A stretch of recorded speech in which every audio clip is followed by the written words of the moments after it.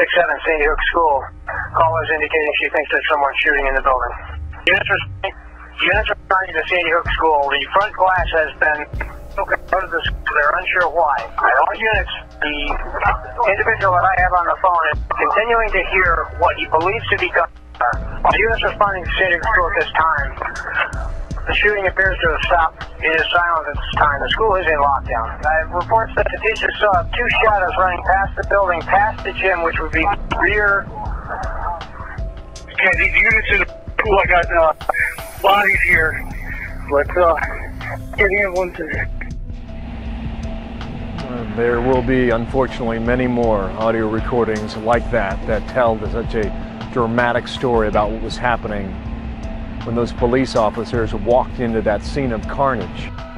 All units, the individual that I have on the phone is continuing to hear what he believes to be gunfire. Roger.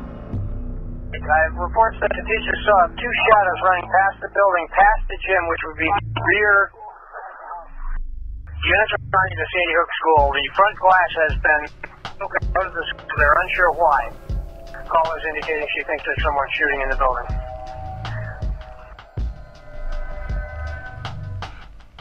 What I have on the phone is continuing to hear what he believes to be gunfire. We have one now in room 1 who has received a shot wound to the foot. Uncertain of any other injuries. I advise for ambulance.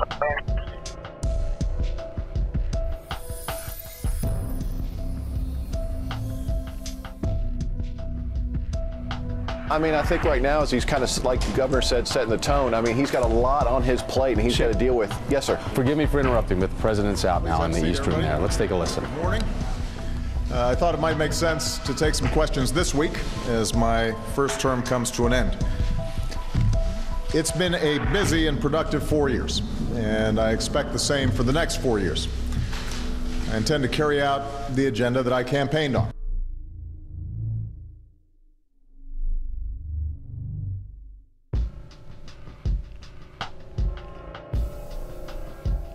Thank you, Mr. President. On the issue of guns, given how difficult it will be, some would say impossible, to get any gun control measure passed through this Congress, what are you willing or able to do using the powers of your presidency to act without Congress? And I'd also like to know, what do you make of these long lines we're seeing at gun shows and gun stores all around the country? I mean, even in Connecticut, applications for guns are up since the shooting in Newtown. Well, my understanding is the Vice President's going to provide a range of steps that we can take to reduce gun violence. Some of them will require legislation, some of them I can accomplish through executive action. But I'm confident that there are some steps that we can take that don't require legislation and that are within my authority as President. Where you get a step that has the opportunity to reduce the possibility of gun violence, then I want to go ahead and take it.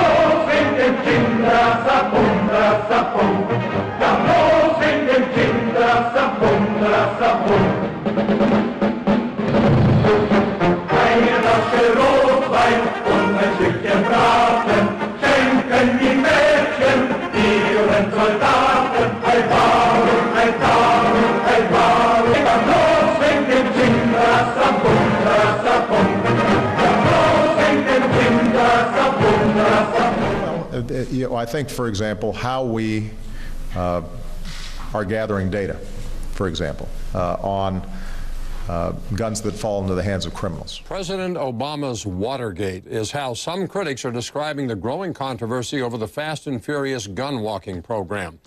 House Oversight Committee Chairman Darrell Issa, wants Attorney General Eric Holder to appear before his committee early next year.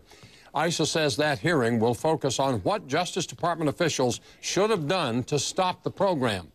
Operation Fast and Furious began in 2009 and allowed illegally purchased guns to walk from Arizona gun stores over the border to the Mexican drug cartels. The program was meant to monitor the flow of weapons, but it went very badly haywire. Hundreds, perhaps thousands of guns still missing. They've been linked to the deaths of hundreds of Mexicans along the U.S. border and also the death of a U.S. Border Patrol agent, Brian Terry. In light of the botched operation and what some see as the Justice Department's botched response, dozens of leaders are calling for Eric Holder to resign. More than 75 members of the House have signed a resolution expressing no confidence in his leadership. Washington Times columnist Jeffrey Kuhner suggests that scandal is President Obama's Watergate. He writes there's been systematic cover-up and that Eric Holder and his aides are guilty of high crimes, including perjury, obstruction of justice, and abuse of power. Kuhner believes that that is worse than Watergate because nobody died during the scandal that brought down President Nixon. For his part, Eric Holder says he's not going anywhere. In testimony before the Judiciary Committee earlier this month, Holder acknowledged that mistakes were made, but said he's not going to resign. He also said he doesn't think any of his top aides ought to step down. Holder played the race card in an interview with the New York Times. He said some of his critics are motivated by racism because he and President Obama are black. Here's the question. Could Fast and Furious eventually become President Obama's Watergate? As far as people lining up and purchasing more guns, I think that we've seen for some time now that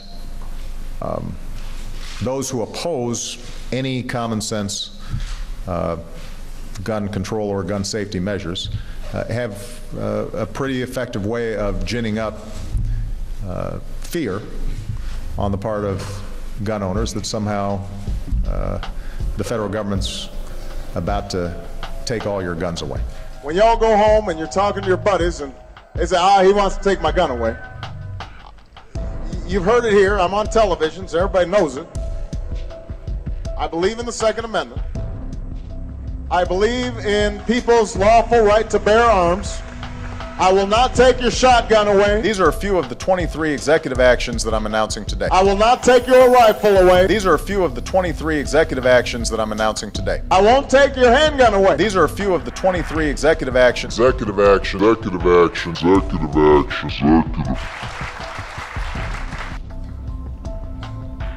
And yet, that doesn't mean any of this is going to be easy to enact or implement. This will be difficult. There will be pundits and politicians and special interest lobbyists publicly warning of a tyrannical, all-out assault on liberty.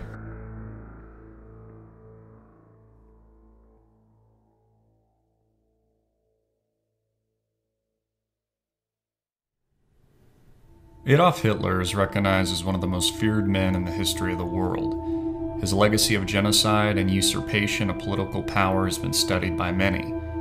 How did someone so inconceivably cruel and evil rise to power? What can history tell us about the mistakes that were made that allowed a man like Hitler to go unnoticed for such a long period of time before costing millions of people their lives?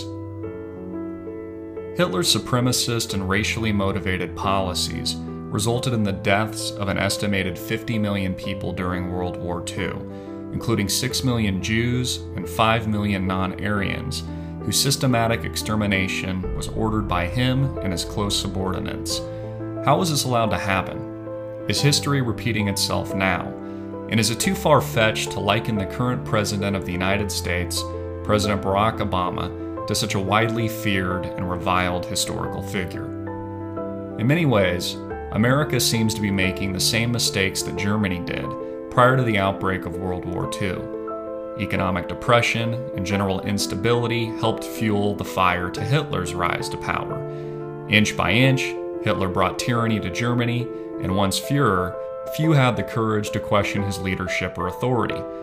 At that point, it was too late, and those that surrounded him were encouraged not to think, but to take orders. Hitler's enemies were propagandized as a lower rung of human, and it made the extermination of them that much easier. They were treated like dogs, needing to be euthanized. Before becoming Führer, on the night of January 30th, 1933, the Nazis organized a massive torchlight parade in Berlin to celebrate the appointment of Adolf Hitler as Chancellor of Germany. Powerful German industrialists and businessmen had helped position Hitler for his rise to Führer. Just 1 month later, after Hitler's appointment to Chancellor in February of that year, Hitler set fire to the German parliament building called the Reichstag and blamed it on a communist plot. Not long after the incident, and at Hitler's urging, the German president at the time, President Paul von Hindenburg, caved to the mounting political pressure stemming from Hitler's powerful political allies and responded with the Reichstag fire decree, which suspended basic rights and allowed indefinite detention without trial of all German citizens. Activities of the German Communist Party were then since suppressed, and some 4,000 Communist Party members arrested.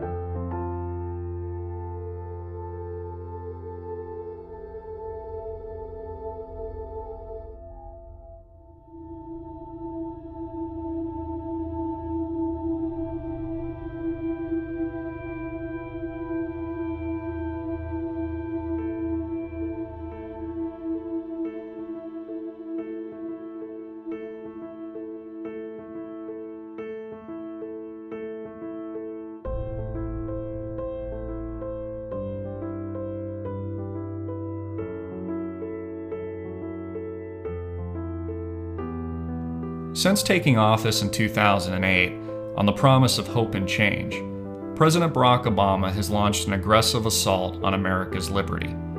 He has armed America's enemies through Benghazi, violating his oath of office by sending monies and weapons of war to insurgents in Syria led by al-Qaeda terrorists. He has violated federal law by overseeing a cover-up surrounding Attorney General Eric Holder's Operation Fast and Furious and the running of guns to Mexican drug cartels. He has lied to the American people by overseeing a cover-up of the September 11th Benghazi terror attack in Libya, which led directly to the deaths of 4 American citizens. He has bypassed Congress using executive order prior to the attack on Libya, insisting that congressional approval was not necessary. He has signed into law the National Defense Authorization Act, which includes provisions that permit the abduction and military detention without trial of all U.S. citizens, violating habeas corpus and Americans' right to a fair trial. And on January 16, 2013, surrounded by children to play to Americans' emotions, he has signed 23 different executive orders for broader gun control in the United States.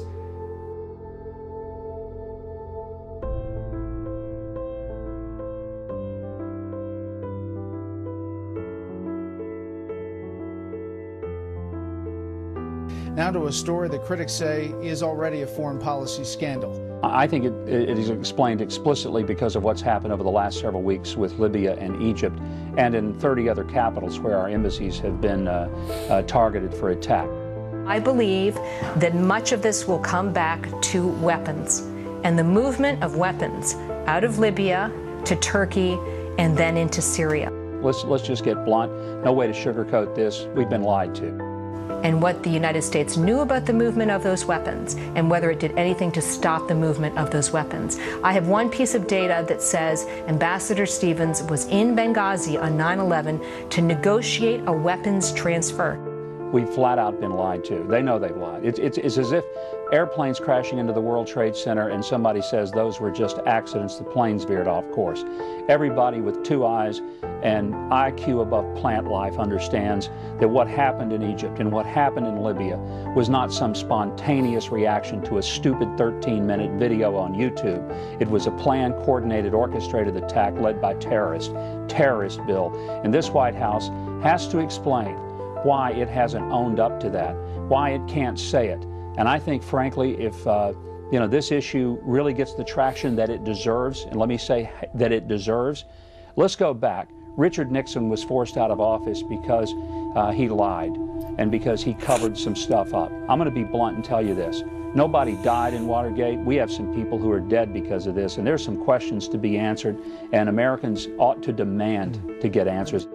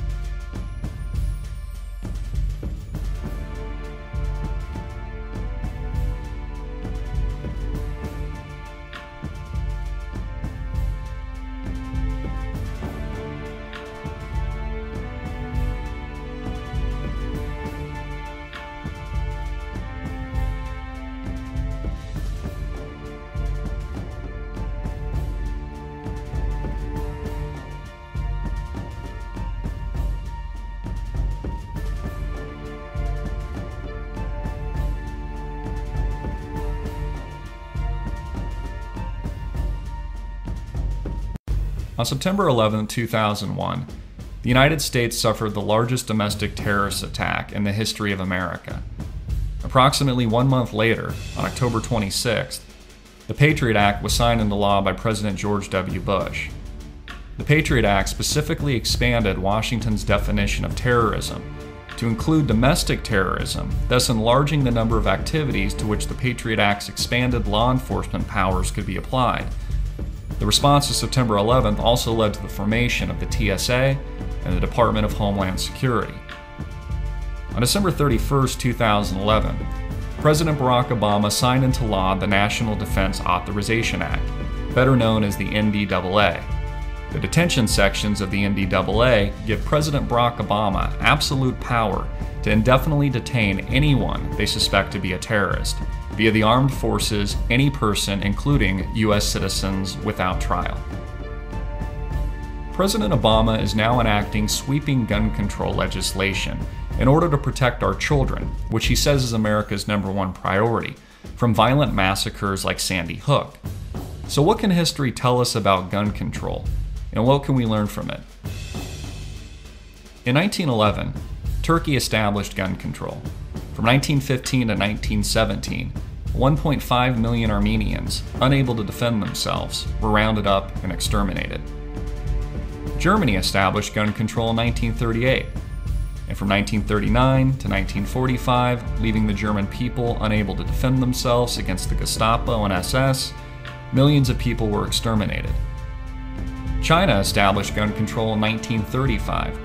From 1948 to 1952, 20 million political dissidents, unable to defend themselves, were rounded up and exterminated. Guatemala established gun control in 1964. From 1964 to 1981, 100,000 Mayan Indians, unable to defend themselves, were rounded up and exterminated. Uganda established gun control in 1970.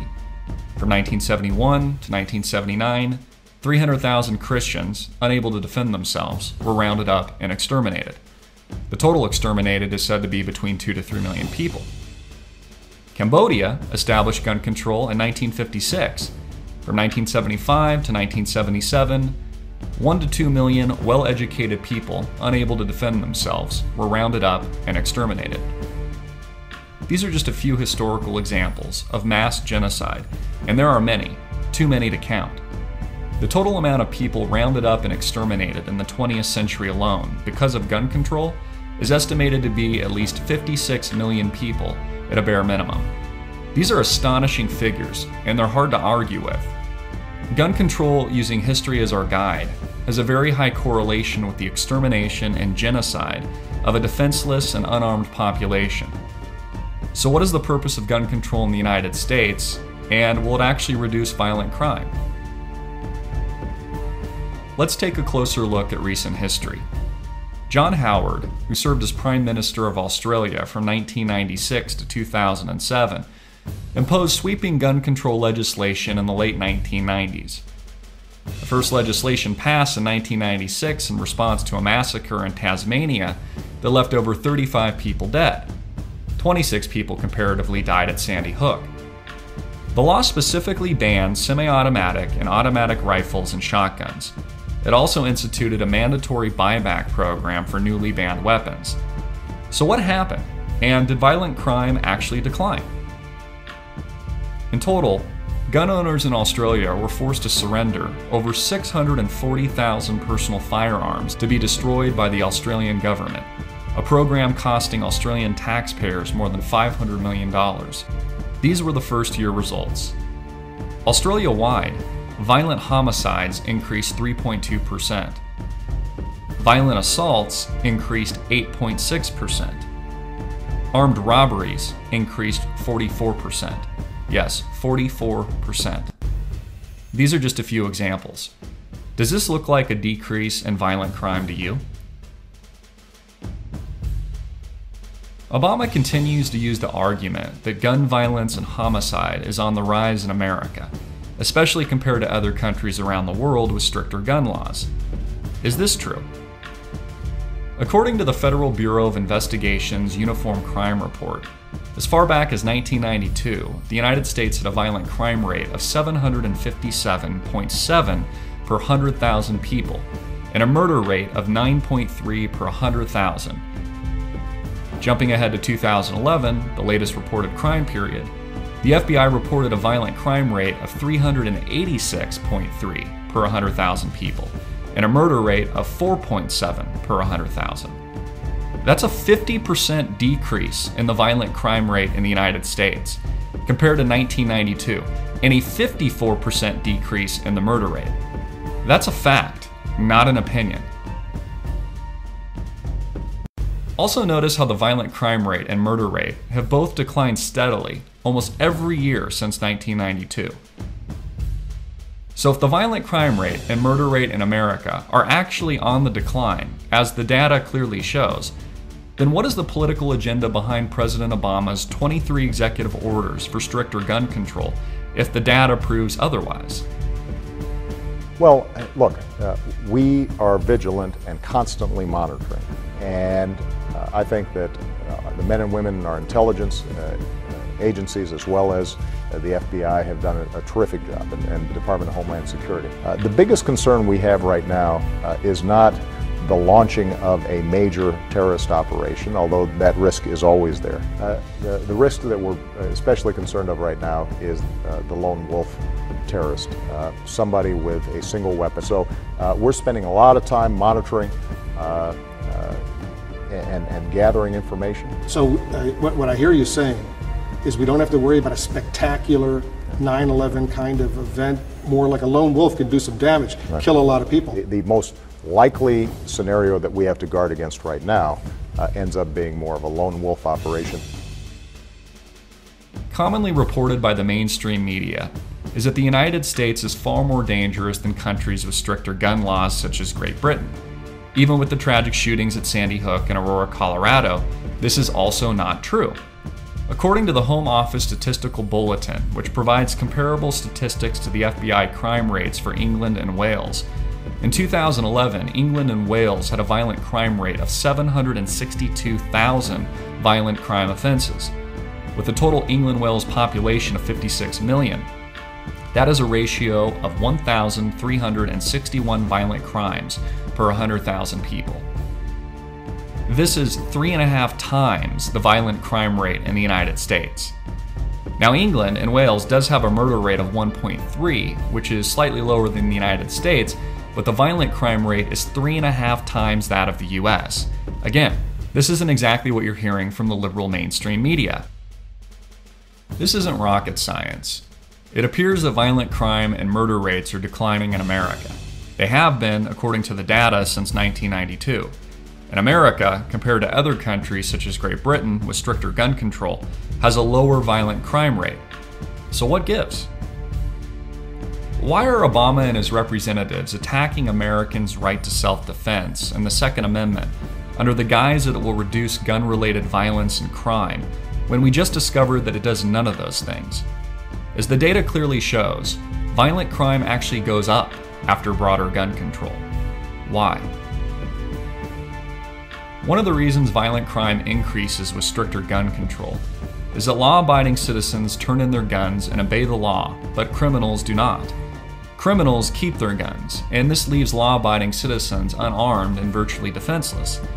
A modern example of this phenomenon is the situation we have in Mexico, with powerful and well-armed drug cartels influencing corrupt government officials, while the Mexican citizens are disarmed and left completely defenseless. Stricter gun control actually leads to more corruption and empowers criminals. There is no check and balance because the average citizen is disarmed. It is one of the reasons parts of Mexico are some of the most violent and dangerous in the world. Knowing all of this, and after stating the obvious, if the president really cared about our children, then why would he be putting our children at risk by disarming them instead of protecting them? Did he not say in a recent speech that protecting the children in America is the country's #1 priority? Well, what exactly are President Barack Obama's motives? Could there perhaps be another reason for America's disarmament? A hidden political agenda behind the president's executive orders for stricter gun control? At present, all 50 states in the United States have signed petitions with the White House to peacefully secede from the Union.